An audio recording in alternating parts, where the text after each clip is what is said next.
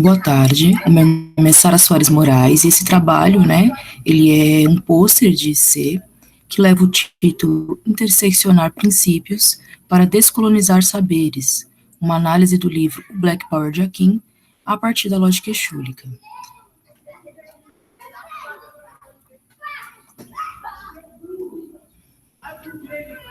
Então eu inicio dizendo, né, que por efeito da história colonial do Brasil, houve, né, e ainda há,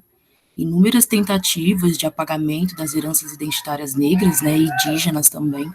e em consequência disso, as suas representações, elas vêm sendo construídas, né, como subalternas, e instituindo ali um projeto, né, de exclusão, que é fruto de um processo, né, de abolição inacabado, que se empenha para poder conseguir transformar ali, né, as diferenças em desigualdades. Então, fada os nossos corpos, né, a uma morte seletiva, né, escancarada, e prioriza ali sempre os corpos negros, jovens e periféricos. Então, a identidade cultural, né, do povo brasileiro, ela se forja numa encruzilhada de heranças culturais, né, marcada por essas políticas de extermínio, que a gente pode chamar melhor de necropolítica, e que consideram ali o branco como um padrão, né, a ser sempre exaltado, e o não branco como uma irregularidade a ser exterminada. Então, isso submete ali os corpos negros à alienação, à colonização, né, tanto das mentes como dos corpos, né, e sucumbindo sempre à pobreza, à violência e também ao cárcere. De acordo com a doutora Kilsan de Oliveira, né, existe uma cilada que ela é armada ali para todos nós assim que a gente nasce e que a gente cai nela ainda na infância, né, e essa armadilha ali, ela se chamaria então de arapuca social e diz respeito aos papéis sociais, né, que são impostos para nós desde a infância, né, e para que a gente mantenha e reproduza sempre partindo de um olhar adulto branco, cis heteronormativo, claro, e nos negando ali as diversas possibilidades do ser criança né, enfim, do depois também do ser adulto. E essa arapuca social, portanto, né, Fanon iria dizer ali, né, que seria um processo do colonialismo, né, que afirma a lógica de negação do outro, né, e recusando a sua humanidade.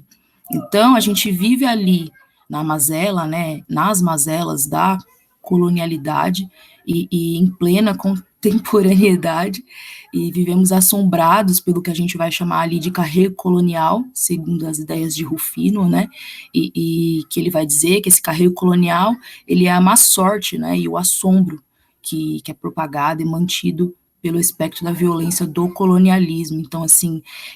vai atravessar muros, né, das casas, das escolas e atingir as nossas crianças.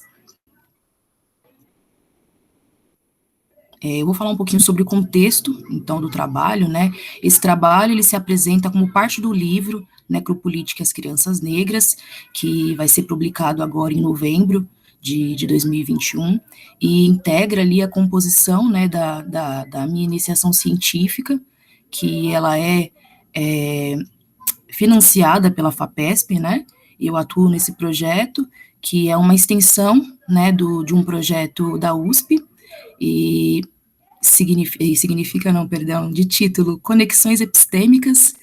e Estéticas na Formação de Educadores Brasileiros e Sul-Africanos para a Construção de uma Educação Antirracista, que é o projeto a qual está vinculado, né, e o meu seria o projeto Consciência Histórica e Política da Diferença na Concepção de uma Educação Antirracista. Então, o objetivo aí, né, desse trabalho, ele é uma parte desse projeto maior, né, e o objetivo desse trabalho, então, seria apresentar, né, uma análise do livro O Black Power de Akin, da doutora Kilsan de Oliveira, a partir da concepção metodológica da lógica schúlica, né, que é desenvolvida pela doutora Ellen Souza, e para poder elaborar essa análise, né, foi realizada uma pesquisa bibliográfica exploratória de abordagem qualitativa, né, e de caráter subjetivo, e vou passar aqui, né, no caso, o referencial teórico seria Souza, Oliveira, Fanon, Rufino, Silva, Carvalho Souza, Santos e Curti. E a metodologia é a lógica schúlica, né, na concepção ali africana, na Goiorubá, né, na ordem do universo, o orixá Exu, ele é o primeiro a ser criado, né, e é a partir desse caráter expansivo, né, que procedem as demais criações. Então, o Exu, ele é o princípio. Então, se ele é o princípio, se apropriar ali da questão, né, da lógica exúlica, traz para nós um novo olhar sobre a questão da ancestralidade, das infâncias, e emerge ali com uma categoria analítica potente, né, para o desenvolvimento de reflexões críticas, que se comprometem ali com o cruzo, né, de dar à luz às pedagogias descolonizadoras. Então, a gente crê na compreensão de mundo iorubá, que o conceito de criança ele não se constrói pela oposição do conceito de adulto, e vê ali, né, na situação de que a concepção da lógica exúlica, ela partindo da cosmologia ancestral africana, ela se revela num importante fundamento de capacidade mesmo de subverter as noções do espaço, do tempo, né, na medida que ela acredita ali que a criança é um estado, né, e que a criança não, que a infância seria um estado, e que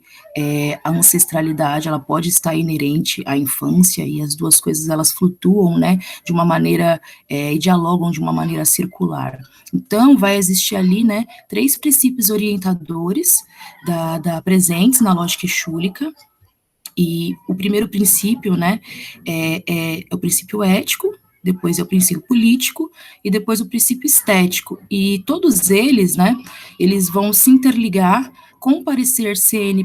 CNE-CP 03/2004, que estabelece as diretrizes curriculares nacionais para o ensino de história e cultura afro-brasileira e africana, né, e também ao CEB 20/2009, que ele institui as diretrizes curriculares nacionais para a educação infantil. Então, eles vão se interseccionar da seguinte maneira, né? Princípios éticos. Reconhece a ancestralidade que rompe com a noção de tempo e espaço, exigindo postura de acolhimento e conduzindo a consciência política e história da diversidade. Então, depois vem os princípios políticos, né, que encaminham para a expressão da corporalidade, que reconhece a infância como Estado e implica que em postura de cumplicidade que fortalece identidades e direitos. E, por último, os princípios estéticos, que se relacionam à oralidade, né, que implica na materialidade de palavra e conduz a uma mesma postura, né, de transformação que, por sua vez, deve combater racismo, discriminação e qualquer tipo de injustiça. Então, esses seriam os 3 princípios que, para poder fazer a análise, né, eu me baseei. Então, vamos lá, né? Vou falar um pouquinho rapidamente da análise também. Então, a concepção, né, pedagógica que foi desenvolvida ali pela doutora Kil-San, né, se chama pedagogia ecoancestral, e essa pedagogia, ela apresenta ali, né, se apresenta como um importante aporte teórico-prático à lógica exúlica, né, na medida que ela incentiva a criação, né, ou a recriação de laços e formas afeto-coletiva de acolher, ouvir, aprender, falar, trocar, compartilhar. Então, ela crê também na concepção de que o protagonista ali não é somente os mais velhos, mas sim também as crianças e os jovens, né? Então, a partir dessa concepção teórico-prática, né, da pedagogia ecoancestral, que o Sandy Oliveira, ela vai desenvolver, então, a literatura negro-brasileira, né, do encantamento infantil e juvenil, que ela é desenvolvida a partir dos estudos de Kut, né, e essa literatura, ela tem como referência, então, a autoidentificação, do termo negro, né, num país que ele é extremamente racista, como o nosso, e ela é uma literatura que ela é escrita por negros e negras, né, com consciência racial, e que vivenciam ali de perto as questões que envolvem o que é ser negro em uma sociedade racista, e essa literatura, né, que ela propõe, ela foca nas crianças como protagonistas, né, e ali com o intuito de fazê-las se encantarem pelos próprios corpos negros, apesar, né, de se sociabilizarem ali em contextos que sabemos tão violentos e racistas. Então, ali no Encanto Black Power de Akin, o protagonista, o menino, né, de 12 anos, ele sofre episódios de racismo, né, e posterior a esses episódios, Akin, ele tá sonhando, e no sonho ele recebe ali uma visita, e nessa visita, ele recebe um conselho que dizia, né, quem descende de reis e rainhas como você não pode admitir ser tratado de forma desrespeitosa sem se defender. Então você precisa se orgulhar de suas heranças ancestrais, que traz como marcas ali, né, o seu próprio corpo. Então ali, logo após esse segundo episódio, né, ao chegar em casa, ele é acolhido também pelo seu avô, e esses fragmentos, eles interseccionam, então, os princípios éticos. E como expressão dos princípios políticos, seria após atingir ali uma certa expansão de consciência, né, que o Akin ele se recusa a internalizar a sua opressão, transformando em uma causa de luta pelo desrespeito do seu corpo, da sua existência,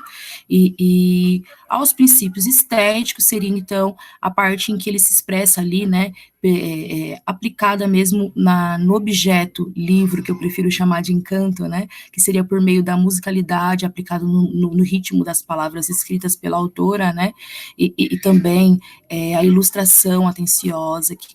corporifica aquela voz interna, né, que a gente fica no imaginário enquanto faz a leitura. Então, portanto, né, a partir da perspectiva metodológica da lógica exúlica, a Aline Bejo, ela representa ali, né, a descolonização de saberes através da oralidade, que é aplicada, da corporalidade e da ancestralidade, né? Reconhecendo sempre a África, né? O continente africano ali como berço e protagonizando as crianças negras, fortalecendo sempre as suas identidades. Então, a interseção ali desses princípios, né, presentes na Aline Bejo e na lógica exúlica, expressa uma possibilidade de letramento, né, que seria ali, então, a nossa hipótese, e que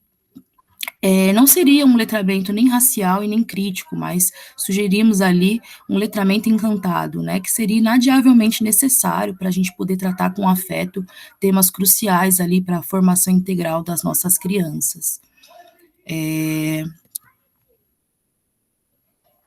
Então, logo, né, a compreensão fundamental se dá a partir da percepção de que não se transforma o mundo sozinho, né, é preciso que a gente haja ali num coletivo, numa frente ampla, né, e estratégica para poder resistir, e desse modo, né, quando o Akin, sob a orientação ali do seu avô, ele se recusa a internalizar a sua opressão, então ele transforma ali a opressão em uma causa de luta, né, pelo respeito ao seu corpo, à sua existência, à sua diferença, à sua humanidade. Isso nos dá esperança para que possamos criar novas estratégias, novas e nossas epistemologias, né, a fim de combater sempre esses impactos que são provenientes do carrego colonial.